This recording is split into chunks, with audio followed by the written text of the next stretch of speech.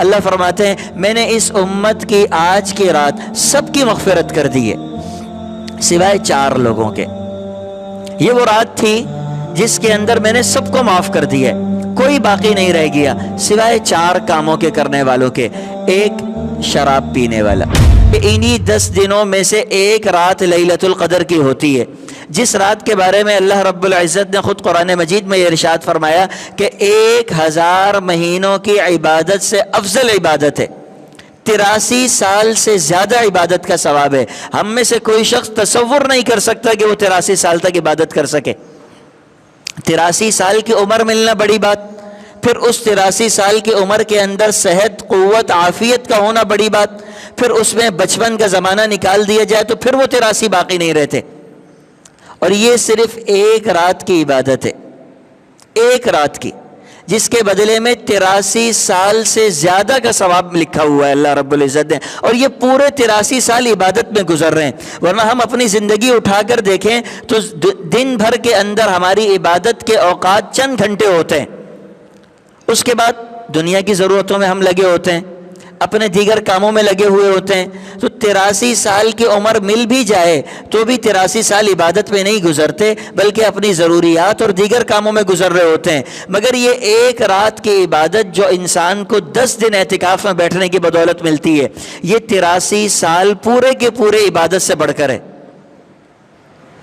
جہاں لیلۃ القدر کے اور دیگر فضائل، وہیں ایک حدیث میں آتا ہے، آپ علیہ الصلوۃ والسلام نے ارشاد فرمایا اذا کان لیلۃ القدر نزل جبریل فی کبکبۃ من الملائکہ، جب لیلۃ القدر کی رات آتی ہے حضرت جبرائیل علیہ الصلوۃ والسلام فرشتوں کی ایک جماعت لے کر اترتے ہیں، اس زمین پر اترتے ہیں بیت اللہ کی چھت کے اوپر، اور وہاں پر ایک پرچم کو گاڑ دیتے ہیں، اور پھر حضرت جبرائیل کے 100 پر ہیں، ان 100 میں سے صرف 2 پروں کو کھولتے ہیں، ایک پر سے مشرق کو ڈھانپتے ہیں، ایک پر سے مغرب کو ڈھانپتے ہیں، پوری دنیا کو اپنے لپیٹ میں لے لیتے ہیں، اور پھر اپنے ساتھ آنے والے فرشتوں سے کہتے ہیں کہ جاؤ تم یہاں سے چلو، پوری دنیا میں گھوم جاؤ، ہر جگہ پر جاؤ اور دیکھو یصلون علی کل عبد قاعد او قائم یذکر اللہ عز وجل، جا کر ملاقات کرو، دیکھو وہ آدمی جو بیٹھا ہوا ہے اور عبادت میں لگا ہوا ہے اس کو جا کر سلام کرو، وہ آدمی جو کھڑا ہوا ہے نماز پڑھ رہا ہے اس کو جا کر سلام کرو،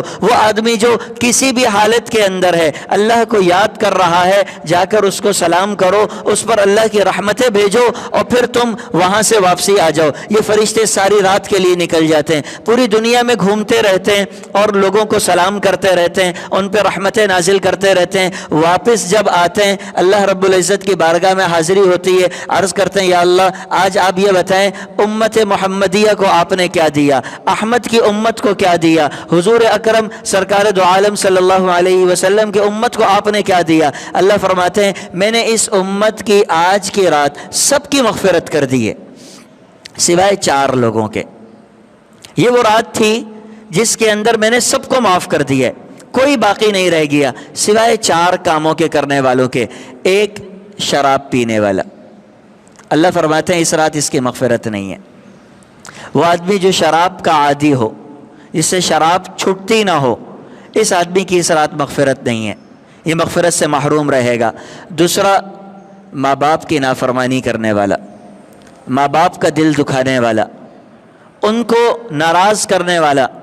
اس کی بھی اس رات مغفرت نہیں ہوگی۔ جہاں مغفرت ساری کائنات کے لوگوں کو مل جائے گی مسلمانوں میں سے، وہاں ان 4 مسلمانوں کی اقسام کو مغفرت نہیں ملے گی۔ جس کے ماں باپ اس سے ناراض ہوں وہ ساری رات مصلی پہ کھڑا ہو، ساری رات عبادت کرتا رہے، لیلۃ القدر کی رات ہو، ایک لمحے کے لیے پلک جھپکنے کے برابر سویا ہوا نہ ہو، اللہ اس کی مغفرت نہیں کریں گے، اس کی عبادتیں اٹھا کر ویسے ہی رکھ دی جائیں گی، مغفرت اس کی نہیں ہونی۔ تیسرا، ولا قاطع رحم، رشتہ داروں کے ساتھ قطع تعلقی کرنے والا،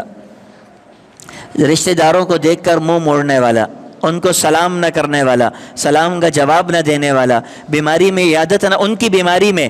جان بوجھ کر عیادت نہ کرنے والا۔ ایک ہوتا ہے مجبوری، آزار ہے، جی میں کراچی میں ہوں، میرا رشتہ دار سعودی عرب میں بیمار ہے تو میں تو نہیں جا سکتا عیادت کرنے کے لیے، ہاں فون پہ رابطہ ہو سکتا ہے، لیکن ایک رشتہ دار ہے جو قریب ہے، بیمار ہے، معلوم ہے، سب کچھ ہے، لیکن ہماری لڑائی چل رہی ہے، میں نہیں عیادت کروں گا۔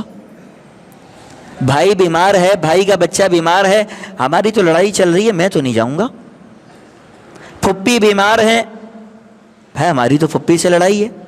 میں کیسے جاؤں گا؟ وہ تو گھر میں جھگڑا ہوا ہے، جائیداد کا مسئلہ ہے، میں تو نہیں جاؤں گا۔ فلاں چچا کے یہاں، پھپھی کے یہاں، خالہ، ماموں، جتنے رشتہ داروں سے لڑائی چل رہی ہے، قطع رحمی کرنے والوں کی بھی کوئی مغفرت اس رات میں نہیں ہوگی۔ چوتھا، وہ شخص جس کے دل میں لوگوں کے لیے کینہ اور نفرت رکھی ہوئی ہو، بغض بھرا ہوا ہو، اللہ رب العزت اس کی بھی مغفرت نہیں کریں گے۔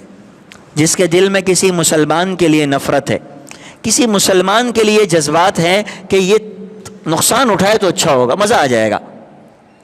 کسی مسلمان کے لیے نفرت کے جذبات دل میں بھڑک رہے ہیں کہ کاش کہ اس کو نقصان ہو جائے، کاش کہ اس کا کاروبار تباہ ہو جائے، کاش اس کی گاڑی کو ہی نقصان ہو جائے، کم از کم اچھا ہو گیا اس کی گاڑی کا ایکسیڈنٹ ہو گیا، بہت اچھا ہو گیا، مزہ آ گیا۔ یہ ہمارے آپس کے جملے ہوتے ہیں، یہ نفرت کی علامت ہے، یہ بغض اور حسد کی علامت ہے، اور اس شخص کی بھی مغفرت نہیں ہوتی۔